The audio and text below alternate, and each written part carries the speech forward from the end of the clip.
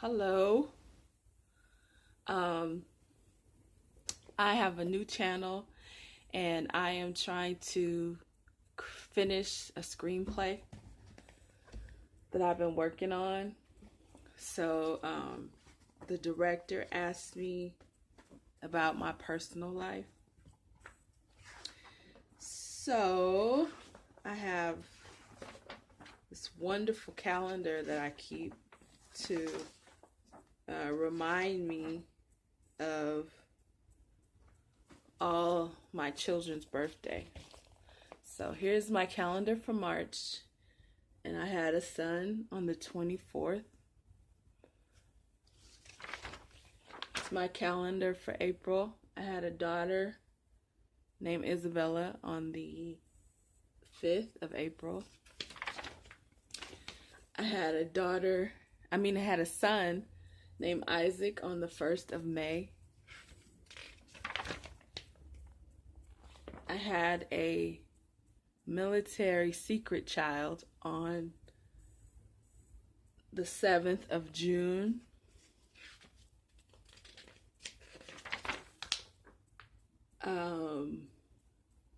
I had a tragic car accident and I had a baby on July 19th. My birthday is in August. I had a son on the 5th of August. I had my first stem cell child on September 10th. I didn't have any children in October.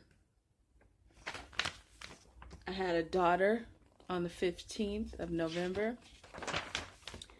And I had a boy, Alex, on December 27th. So I've been busy. My life is very Amish, really simple.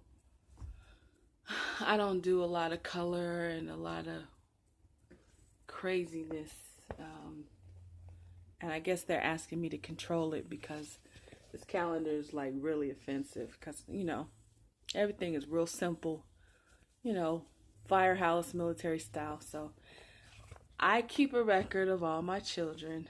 I think that's a total of, was that 10? That's 11 children that I keep track of. So usually, if I go out, I get dressed, human, woman. I put on my makeup. There it is. And I get dressed like everybody else. I curl my hair, take a bath. But when you have 11 children, people seem to think that you are like superhuman or something. Or they think that you have superpowers and you need to be in Hollywood. Or you need to sleep in a box or sleep upside down. And then they start monitoring your food and, oh, she shouldn't eat that. She really shouldn't eat that. She has 11 kids. And then, what you do is you open up United Nations because they're like, well, that's not her culture. What's her religion? So technically, my religion is we believe these truths to be self-evident. America was founded on a constitution of white men that decided to build a nation. We got a flag of 50 states and stars. That's really my religion. So we have power of speech. And you can pretty much say whatever you want to say. But when you get into the subject of birthdays and celebrating 11 children's birthdays and Christmas, that's a senator's job. That's very royal and regal. And you have to be mindful of what you're trying to do. If you have 11 children, and you are secretly feeding and taking care of 11 families, that's where Congress steps in. And Congress has stepped in many times.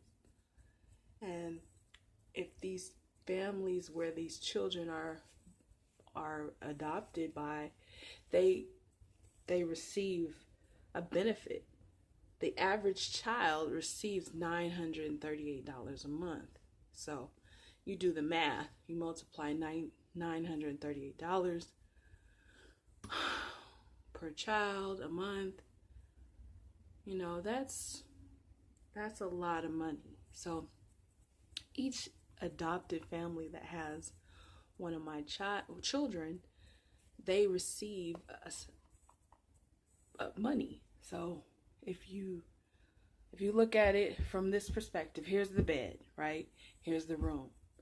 A bed in a room, average cost of living in this suburb neighborhood is $500.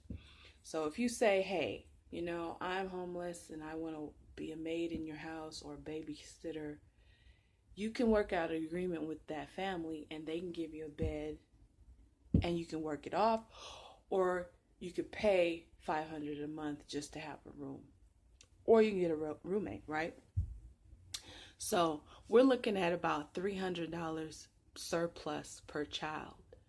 That $300 per child is for food, medical, and any kind of travel or transportation. So when I was working with the state was like, your average transportation per month is $80 because you're commuting past your city. So to drive and park your vehicle to a BART or a subway, that's free. Gas not free. Average cost of gas is about $8 a day. And then when you get on the subway to and fro, that's about $14 a day. So my monthly expense for travel to work was $80. Okay. My monthly expense for daycare for the preschool was $800 a month. So because when I had the two, I had the toddler and the baby, they just combined it and they bumped my daycare to $1,000. So when you have children, I hear what you're saying. God does provide for it. You're not going to carry a baby or have a baby that God didn't allow you to have, you know. And a lot of times we get traumatized and we get sick because of the baby inside us, and it causes a mental breakdown, you know, and we can't even put our key in the door or sometimes get out of bed because our body is trying to recover from that baby. So I hear what you're saying, but you have to be mindful of the man's perspective because he's watching you have 11 babies, and he's scared to death because, did I do this to her? Is this my fault? And you have to be really prayerful, and you have to go to God and ask him why you're pregnant after he released something from your body. You know, you have to seek out God and find out why your husband is panicking, because if he married you to protect you, and hopefully with the knowledge of what God can do and his healing and his miracles. So that's just a very touchy subject. You know, this is, I don't know. This is a very, very, miscarriage is dangerous. It is very dangerous. It means that the man is going through his own personal change or something. I don't know. I don't really curl my hair. I just brush it out and then I go. All that foo-foo-ness. See, and I just put it back in the ponytail like that. Good to go. So what I'm gonna do is try this. Hold on. Yeah. This right here.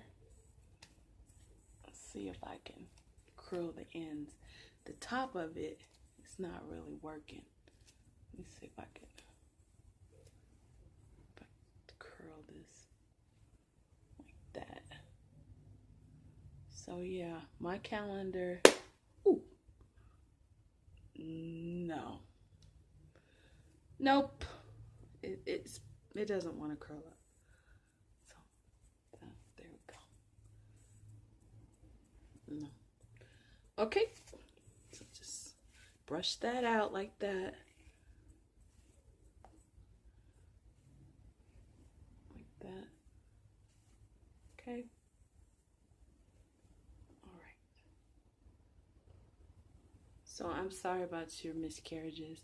I've had some eggs be released from my body, ectopic pregnancy, where the egg or the stem was attached to the lining.